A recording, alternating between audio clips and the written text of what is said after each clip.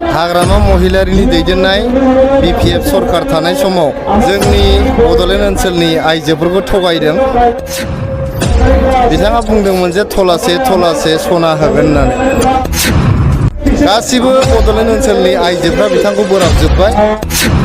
प्रमद बर' सारा जोंनि आइजो गावसुंथा हान्जाफोरनो आइजो सेल्फ हेल्प ग्रुपफोरनो 75,000 रां होनो होननानै हाग्रामा महिलारिनि दैदेननाय BPF सरकार थानाय समाव जोंना हाग्रामा महिलारि सारा मानगोनां हाग्रामा महिलारि सारा जोंनि बड'लेण्ड ओनसोलनि आइजोफोरखौ थगायदों। बिथाङा बुंदोंमोन जे थलासे सना होगोन होननानै। थलासे सना होगोन होननानै बिथाङा अपेन मिटिंफ्राव बुंदोंमोन। नोंथांमोननि मिडियानि आर्काइभआव दाबो थागोन। दा बिथाङा थलासे सना होनो होननानै होयैनि थाखायनो गासिबो बड'लेण्ड ओनसोलनि आइजोफ्रा बिथांखौ बोराबजोब्बाय, बिथांखौ गाज्रि मोनबाय। दा जोंना प्रमद बर' सारा जोंनि आइजो गावसुंथा हान्जाफोरनो आइजो सेल्फ हेल्प ग्रुपफोरनो 75,000 रां होनो होननानै बिथाङा अलरेडि 3,865 सेल्फ हेल्प ग्रुपफोरनो 75,000नि प्रथम किस्ति 25,000खौ होबाय आरो डिसेम्बरनि जोबथा सप्तायाव आरो फिन खनसेबाव 6,000 गावसुंथा हान्जानो 75,000नि 25,000 होनो थांगासिनो दङ।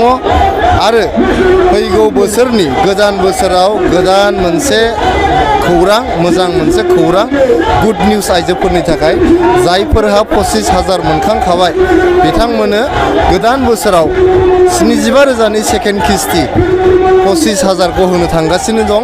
ओंखायनो जिहेतु हाग्रामा महिलारि सारा थलासे सना होनो होननानै थगायनायखाय बिथांखौ बोराबबाय आरो प्रमद बर' सारा 75,000 रां होनो होननानै प्रथम किस्ति 25,000खौ होनायनि थाखाय बेखौ मोजां मोननानै दिनै बड'लेण्ड ओनसोलनि आइजोफोर लोगोसे जोंना हौवाफ्राबो 2,000नि बांसिन जोंनि जमदुवार समस्तिनि बालागाव बे ओनसोलाव जोंनि UPPLआव जइन जाफैबाय। लकसभायाव माबायदि साखाफारा जादों? लकसभानि थाखाय जोंहा जेबो साखाफारा जानांगौ बेबायदि स्पेसियेल साखाफारा जानांगौ गैया।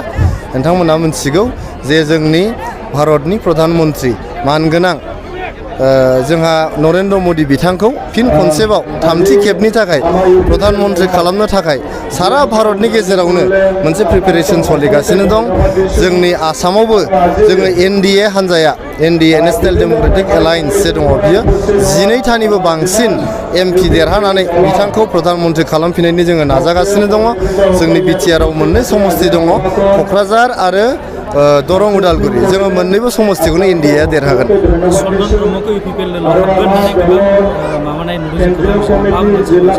चन्दन ब्रह्मआ जोंनि UPPLआव हाबफैगोन होननानै जों नोंथांमोननि मिडियानि गेजेरजों जों नुनो मोन्दों।